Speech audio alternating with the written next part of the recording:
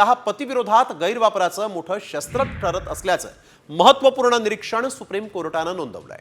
वैयक्तिक सूडभावनेपोटी या कायद्याचा वापर केल्याप्रकरणी सुप्रीम कोर्टानं ताशेरे ओढलेले आहेत। हुंड्यासाठी छळाच्या तक्रारीत कुटुंबातला सदस्य सहभागी असल्यास त्याच्या सहभागाचे पुरावे असले पाहिजेत। पतीच्या दूरच्या नातेवाईकांना कौटुंबिक क्रूरतेच्या प्रकरणात अनावश्यकपणे अडकवलं जाणार नाही याची काळजी घ्या असा इशारा सुप्रीम कोर्टानं दिला। तेलंगणाच्या एका प्रकरणात सुनावणी करताना सुप्रीम कोर्टानं हे निरीक्षण नोंदवलंय।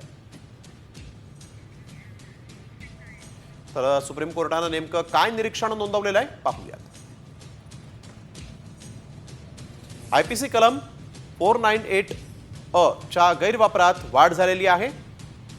आयपीसी कलम 498 अ हिशोब चुकता करण्याचं शस्त्र बनलेलं आहे। कौटुंबिक अत्याचार कायदा बदला घेण्याचं शस्त्र नाही।